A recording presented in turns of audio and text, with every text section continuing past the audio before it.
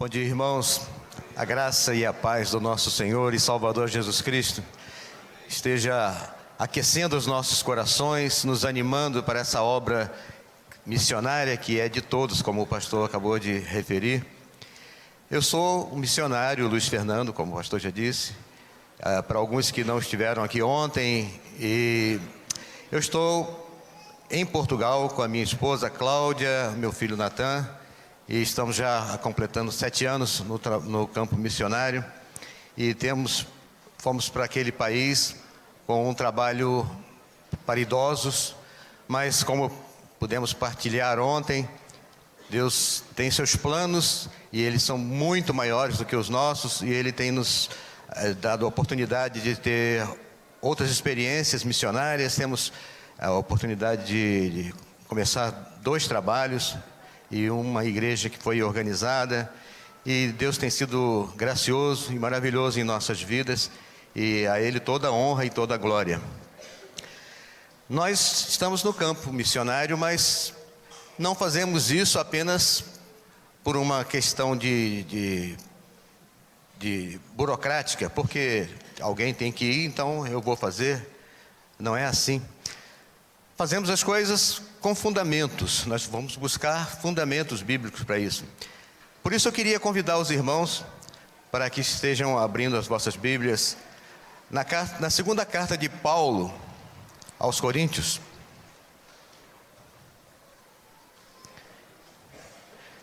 Vamos ler apenas 2 versos do capítulo 4, o versos 6 e 7. Segunda carta de Paulo aos Coríntios, no capítulo 4, versos 6 e 7. Diz assim a palavra do Senhor: porque Deus, que disse, das trevas resplandecerá a luz, Ele mesmo resplandeceu em nosso coração para a iluminação do conhecimento da glória de Deus na face de Cristo. Temos, porém, este tesouro em vasos de barro, para que a excelência do poder seja de Deus e não de nós. Amém? Nesse texto, nós encontramos essa expressão na face de Cristo. Essa palavra face, no original, é prosopon, que no português veio derivar a palavra prosopopeia, né?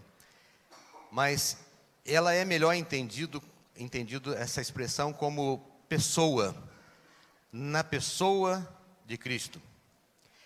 E a palavra pessoa, é interessante observarmos o verdadeiro significado dela, porque o humanismo tem trazido a ideia de que a pessoa é o centro do universo, a pessoa é um indivíduo. Mas não é assim a origem dessa palavra. A palavra pessoa vem do latim persona, que significa por onde o som passa. Quando entendemos isso, vamos entender melhor o que o apóstolo Paulo está a dizer a respeito de Cristo, da pessoa de Cristo. A luz que vem de Cristo chega até nós que vem de Deus, chega através de Cristo até nós. Essa expressão transmite a nós também. Nós recebemos de Cristo e, como pessoas, transmitimos àqueles que estão ao nosso redor. Essa é a origem da missão, a missão da igreja. Existe a missão da igreja e o campo missionário. Nós fazemos distinção, mas na verdade um é consequência do outro. A missão da igreja é também um campo missionário, levar pessoas ao campo missionário. Mas quando entendemos essa expressão, nós ficamos mais descansados, porque muitas vezes nos cobramos, achamos que temos que produzir algum resultado. Nós nos cobramos quando às vezes planejamos algumas coisas e essas coisas não acontecem. e a gente fica achando que é fracassado ou não tem capacidade, mas na verdade o que nós temos que fazer é nos colocar nas mãos dele, porque a palavra de Deus, segundo o autor aos Hebreus, no capítulo 4, no verso 12, diz que a palavra de Deus é viva e eficaz. Ela é mais cortante do que qualquer espada de 2 gumes, capaz de penetrar ao ponto de dividir alma e espírito, juntas e medulas, e apta para discernir desejos e pensamentos do coração. Irmãos, eu creio no poder dessa palavra. Essa palavra me alcançou. E tenho certeza que alcançou grande parte das pessoas que aqui estão. Por isso estão aqui. Por isso têm um interesse na obra missionária.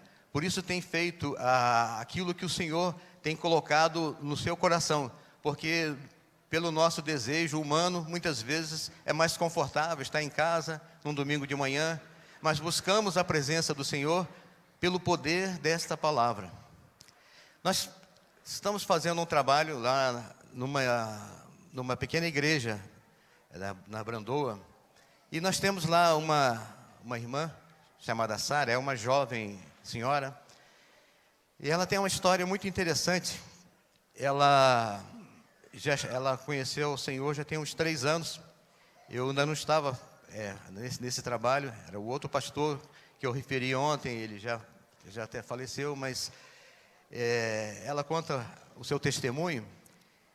Ela era uma católica não praticante e morava nesse bairro da Brandoa, mora ainda no bairro da Brandoa.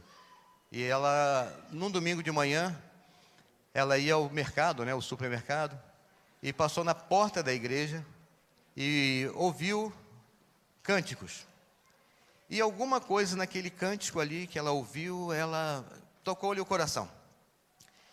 Mas ela passou, foi para o mercado e lá fez as suas compras, mas aquilo tinha alguma coisa que ali incomodava. E na volta, aí ela foi passar pelo mesmo caminho e passou na porta da igreja. É uma igreja pequena, fica bem na face da rua, era uma loja na verdade. E ela passou bem devagarzinho e o pastor estava a pregar e a palavra do Senhor entrou no seu coração. E ela foi devagarzinho andando, foi até a esquina e ela disse que ela não conseguia atravessar a rua. Ela parou ali naquela esquina e alguma coisa atraía para aquela palavra que ela tinha ouvido. E ela então voltou, ficou na porta da igreja, espera. Quando terminou o culto, ela procurou o pastor e falou do seu desejo de conhecer mais dessa palavra. E o pastor então pôde falar mais abertamente do Evangelho. E ela conheceu o Senhor Jesus naquela manhã ali. E está lá até hoje. E quando ela conta isso, aviva alguma coisa no coração da gente, aquece. Porque a gente sabe que é o poder dessa palavra, não foi o convencimento, o pastor não estava nem a olhar para ela estava na rua, mas é o poder desta palavra que transforma vidas. Essa palavra que nos conduz até o campo missionário, é essa palavra que também nos sustenta, porque quando nós estamos lá, obviamente, nós temos que ter algum projeto, algum plano, e a gente vai ter que se debruçar sobre isso. Entretanto, quando confiamos no poder dessa palavra, nós estamos então descansados. E sabemos, como o apóstolo Paulo diz aqui, que somos como vasos de barro. Não há poder nenhum em nós, mas algo precioso é colocado sobre nós para levar a esse povo. Esse poder é colocado desde aqui da igreja. Como eu disse ontem, nenhum missionário, ele é um missionário avulso, independente. Sempre ele é enviado. A igreja de Antioquia, ela se reuniu para enviar missionários. A igreja de Roma ajudava. Enfim, todo o trabalho missionário, ele tem uma integração, porque é feito dentro de uma unidade. O Senhor Jesus, na sua oração sacerdotal, no Evangelho de João, no capítulo 17, ele vai clamar pela nossa unidade. Ele pede que nós sejamos um, assim como ele e o Pai são um, para que o mundo saiba que tu me enviaste. Quer dizer, nós, quando falamos desse Evangelho, o mundo então fica sabendo que Deus enviou seu Filho através da nossa unidade. Por isso, essa parceria entre a igreja local e o campo missionário. E essa oportunidade que a igreja tem de também sair por um breve período e conhecer o campo missionário, aumenta cada vez mais a unidade desse corpo, aumenta cada vez mais esse conhecimento, porque às vezes, quando não se faz isso, tem uma ideia assim, um pouco romântica às vezes, sobre o que é o campo missionário, mas o dia a dia no campo missionário quando se vai lá, que você pode sentir na pele. Eu sei que a igreja aqui já esteve em Angola e já tem em outros campos, e tem planos para ir em outros campos. Isso é maravilhoso para a igreja, porque isso edifica a igreja. Nós temos pedido graça e misericórdia ao nosso Deus lá nesse campo missionário, porque Portugal é um país já secularizado. Para se falar do Evangelho para o português, tão difícil como em outros países, mas depende de gastar tempo. É investimento de tempo, investimento também de amizade. A gente tem que fazer as coisas com sinceridade. Não adianta a gente fazer aquilo com uma outra intenção. Assim, eu quero fazer isso porque eu quero que ele vá para a minha igreja. Não é assim. A gente primeiro tem que andar com eles. A gente primeiro tem que conquistar a amizade deles. E pela graça de Deus eu tenho amigos portugueses e eles são assim. Eles têm uma expressão, eu acho que eu usei ontem aqui, mas eu queria repetir. Eles dizem assim que primeiro a gente se estranha e depois a gente se entranha. E quando se entranha, quando se ganha esta amizade, é uma coisa fabulosa, porque a gente sente que Deus está atuando, sente que a obra do Senhor está sendo realizada, mesmo em pequenas porções, mesmo com poucas pessoas, mas o Senhor tem abençoado. Eu quero então incentivar a igreja a continuar a orar por missões durante todo o ano, a estar se relacionando através de correspondência com os irmãos, para o crescimento dessa obra missionária, mas principalmente para a pregação desse Evangelho do Senhor Jesus Cristo. Eu quero fazer uma pequena oração com os irmãos e encerrar. Curvemos nossas cabeças, irmãos. Deus querido, aqui está o teu povo e a tua palavra, e nós queremos ser portadores disso para todo o mundo. Abençoa a cada pessoa que aqui está, para que possamos, segundo o teu propósito, fazer a tua vontade, fazer aquilo que o Senhor já tem planeado em nossos corações, para a honra e para a glória do teu nome, em nome de Jesus. Amém.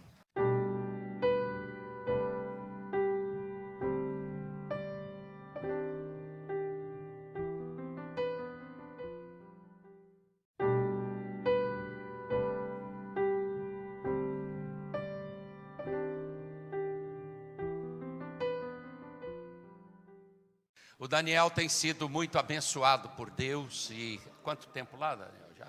2 anos. 5 anos ele ficou projetando ir, trabalhando, pensando, estruturando para ir. Porque tem gente que converte hoje, amanhã ele já quer ir, né? Mas campo missionário não é assim. E ontem foi falado que a média, eu não sei quem falou a média de permanência no campo, de 2 anos e meio, não é, Luiz? A média, você pegar as agências missionárias, não é, do mundo inteiro, especialmente do Brasil, a média de permanência de missionários no campo é de 2 anos e meio, em virtude das barreiras, das dificuldades Graças a Deus são 7 anos, né, Luiz? É isso aí. Lá no Senegal, reverendo, 13 anos, olha. Mas tem uns que batem um recorde. E o Daniel está há 2 anos e o nosso desejo é que ele fique muito tempo lá. Enquanto Deus quiser, né? Pelo menos força ele tem, garra ele tem, simpatia, né? A gente olha para o Daniel, aí, ó, irmão do Sérgio, né? É desse jeito, é isso. Então que Deus abençoe e ele vai nos falar aqui da palavra e daquilo que Deus tem feito na vida dele. Bom dia, povo. Paz do Senhor Jesus. Para aqueles que estavam aqui ontem, eu acho que vocês aprenderam, né? Salam aleikum. Aleikum salam. Aí, ó, não é difícil não, já está todo mundo falando árabe. Que bênção. Meus irmãos, ontem nós tivemos um tempo muito divertido e contei muitas histórias de 2 minutos e meio. Hoje eu tenho mais algumas histórias de 2 minutos e meio para a gente poder ver o que aconteceu um pouco lá no Bahrein. Mas eu queria compartilhar rapidamente com os irmãos essa manhã. Vamos abrir a Bíblia rapidinho. Livro de Romanos, capítulo 15, versículo 20. Aí depois, nós vamos abrir lá em Salmo 126.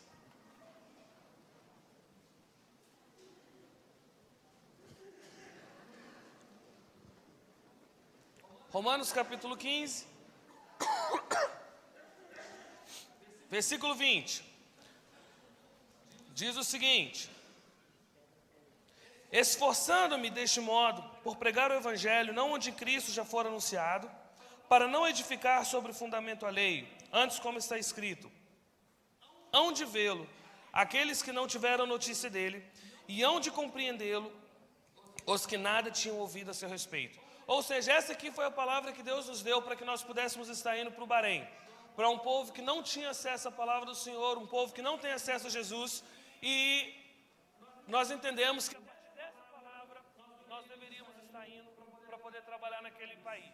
Mas aí você me pergunta, mas como é que você vai trabalhar num país como aquele? Ontem eu contei para os irmãos à tarde algumas realidades do Bahrein.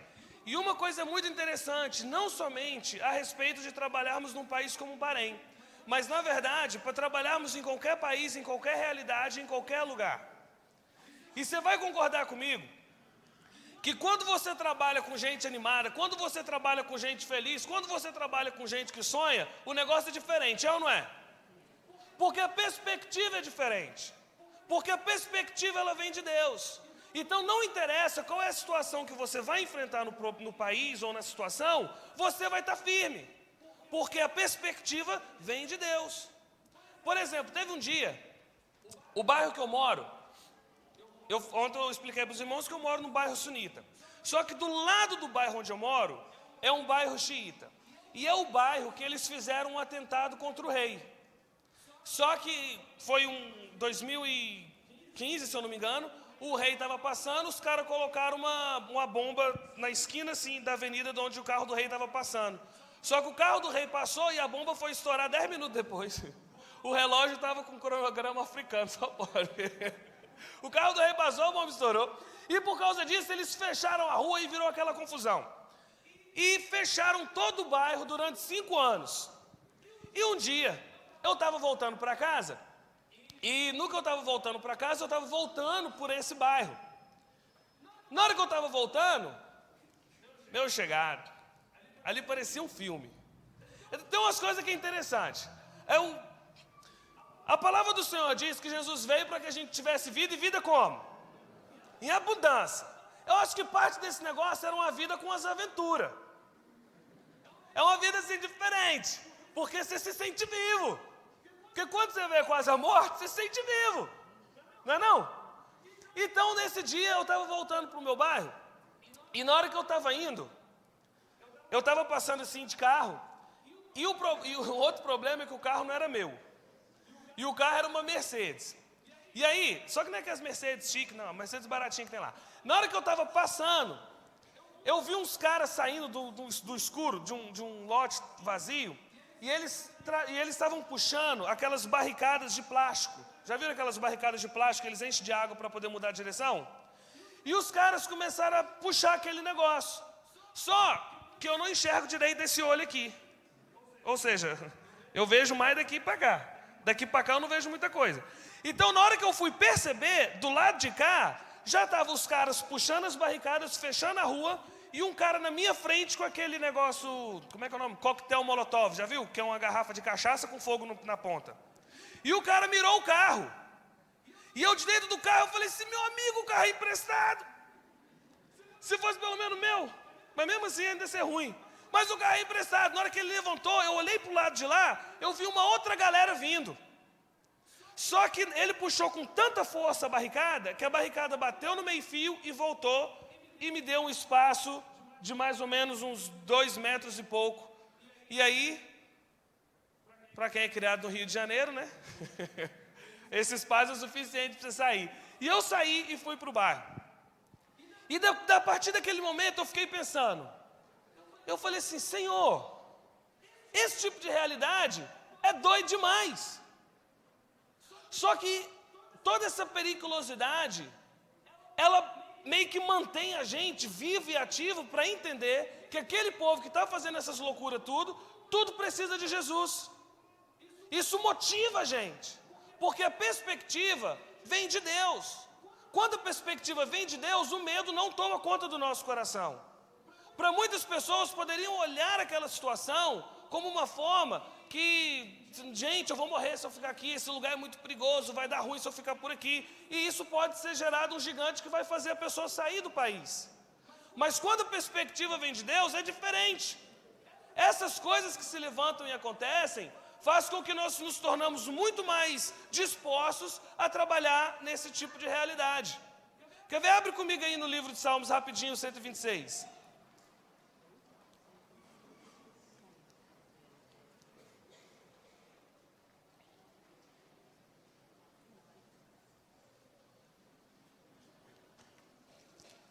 Eu gosto demais desse salmo.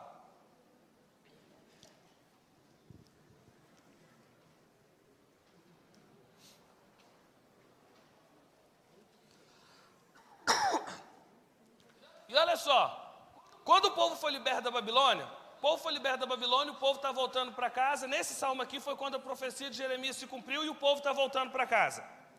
E eu gosto demais desse salmo, porque quando eu leio esse salmo, eu não imagino o povo lendo esse salmo cabisbaixo. Eles estavam numa situação de escravidão, estavam sendo libertos.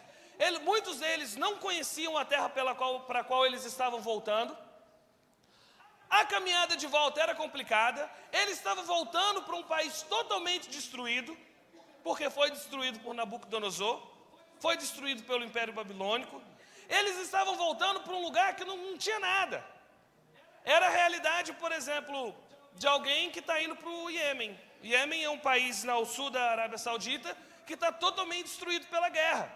Ninguém quer ir para lá. O negócio não tem nada. Por quê? Por causa da guerra foi tudo destruído. Então, o lugar era ruim, pelo qual o povo estava voltando. O lugar era ruim, a viagem era complicada, não tinha nada de bom que se esperar naquele lugar. Mas lá era o lugar que Deus determinou para que o povo pudesse voltar. A perspectiva vem de Deus, o norte vem de Deus. A partir do momento que o norte vem de Deus, essas outras circunstâncias não importam mais. Isso gera alegria no coração da gente, isso gerou alegria no coração do povo, porque isso veio de Deus. E eu falo disso porque muitas pessoas pensam que isso é só relacionado ao Oriente Médio, mas não, mesmo aqui em Manhuaçu, e por aqueles que já viram dos trabalhos que nós fizemos aqui, nós vivíamos da mesma forma aqui. Se a palavra veio de Deus, não interessa qual é a situação, não interessa qual é a circunstância, não interessa qual é o país, nós vamos como esse povo foi.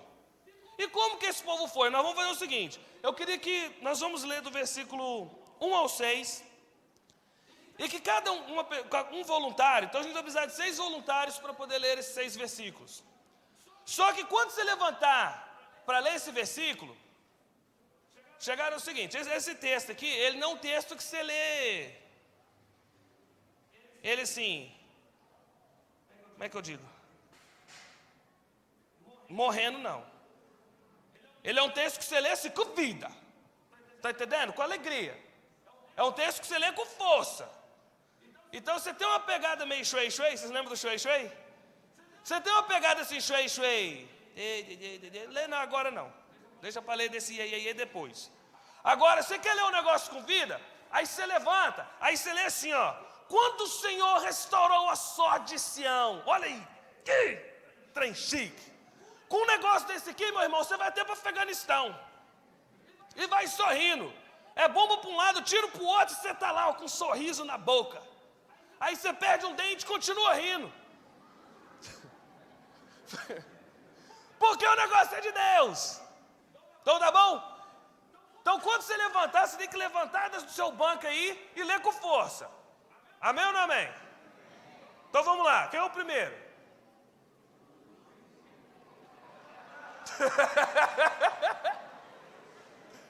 Aí ó.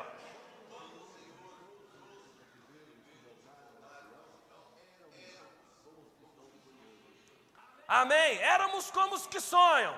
Número 2. Isso aqui já pode ir para o Afeganistão.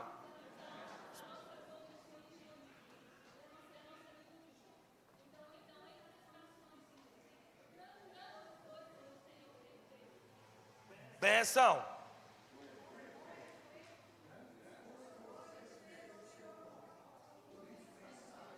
Amém?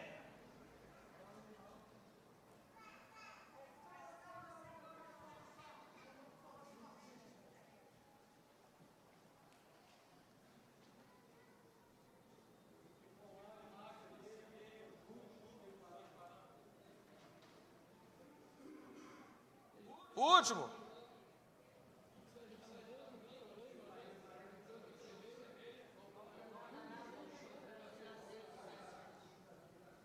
Aleluia. Agora nós vamos fazer o seguinte.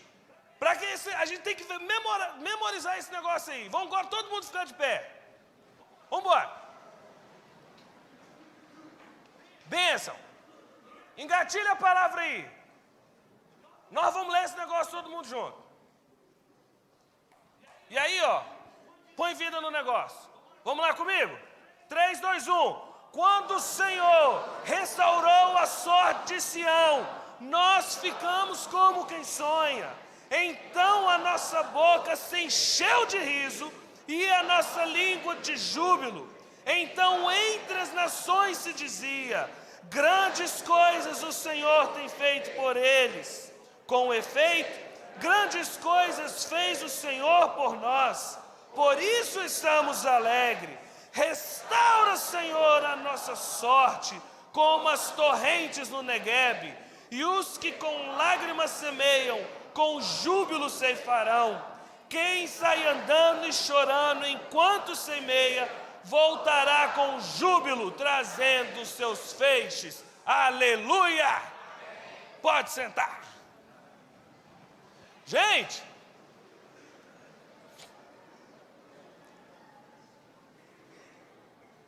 pensa que esse povo estava indo, voltando para um lugar ruim, complicado. Mas a perspectiva, o norte, a missão veio de Deus. Quando nós falamos sobre Bahrein, quando falamos sobre missões, não interessa qual lugar que você for. Se você vai lá para o campo de avião, se você vai para Manhumirim, sei lá qual o tipo de canto que você vai, a intensidade do coração tem que ser a mesma. Eu gosto demais dessa passagem, o povo está voltando e o povo está dizendo: quando o Senhor restaurou nossa sorte, nós ficamos como quem sonha, nossa boca se encheu de alegria e nossa língua de júbilo. E entre as nações se diziam: grandes coisas tem feito o Senhor. Quando nós entendemos de Deus que a estratégia mais eficaz para a realidade do Oriente Médio era de nos mudarmos para dentro da comunidade, nós entendíamos que nós iríamos viver o dia a dia com eles. E por isso nós iríamos ser expostos a situações e problemas que eles também estavam passando no dia a dia. E como que nós iríamos nos aproximar dessa situação de uma forma que nós pudéssemos pregar o Evangelho de forma a haver uma real transformação. E Deus começou a compartilhar com a gente sobre situações que nós iríamos passar.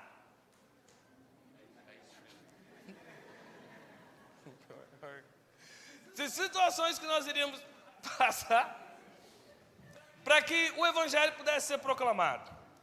Então, uma historinha de 2 minutos e meio. Fomos no hospital. E aí, hospital é um lugar interessante. Porque geralmente o povo que está lá no hospital não está muito bom, né? Mas o hospital é um lugar interessante por quê? Porque é um lugar que as pessoas elas estão desesperadas por uma solução. Então muitas delas pegam o que vem. Não é diferente numa realidade islâmica, não é diferente num país como o Bahrein. Por exemplo, chegamos um dia no hospital, estava lá a dona lá, e a dona estava lá quase morrendo. E aí chegamos nela e falamos assim: a gente pode orar pela senhora? Aí ela falou assim: não, desculpa. Eu cheguei para ela e falei assim: e aí, dona? Ela: e aí? Aí eu perguntei para ela, falei assim: ó, tá ruim aí, né? Aí ela olhou para mim, né? Mostrou o maquinário todo cheio de tubo. Ela: tá ruim, chegada. Aí eu falei assim: ó, eu tenho uma solução. Vocês lembram da solução de ontem? Só que essa não era cadeia, não. Aí eu falei assim: ó, eu tenho um esquema aí, ó. Aí ela falou assim: que esquema? Eu falei assim: eu posso orar pela senhora. Aí ela: dá certo? Eu costumo dar certo. Aí ela olhou assim para mim: mas como é que vai ser esse negócio? Eu: não é simples. Eu só vou orar e vou pedir Jesus para poder curar a senhora. Aí ela foi e falou assim: mas tem que ser no nome de Jesus? Aí eu: ó, é o que tem. E aí? Ela olhou para um lado, ela olhou para o outro e falou assim: mas você vai orar no nome de Jesus? Eu: é, porque é Ele que cura. Aí ela: mas Jesus não é profeta? Eu: não, chegada. Jesus, Ele é Deus. Ela: mas eu fui ensinada que Jesus é profeta. Eu: mas eu estou falando que Jesus é Deus. Aí ela: mas Jesus é profeta. Eu falei assim: minha filha, você vai querer que eu ore ou vai querer morrer? Aí ela: vou querer que ore. Mas eu falei: mas eu vou orar no nome de Jesus. Aí ela: tá certo, mas você pode orar baixinho? Eu falei: nós vamos orar baixinho. Oramos. Uma semana depois, o que aconteceu? Morreu. Tô brincando, gente. Uma semana depois ela saiu do hospital. E o que ela quer hoje? Saber mais sobre Jesus. Porque no nosso dia a dia, nas situações onde nós vivemos, lá, tanto nos hospitais, no bairro onde vivemos, ou nos trabalhos onde nós estamos executando, é a oportunidade que nós temos para podermos mostrar Jesus com as nossas vidas e ações. Porque o fato da gente muito falar lá não adianta nada. Tem que ser algo que eles vão vivenciar todos os dias vivendo com a gente. Amém ou não amém?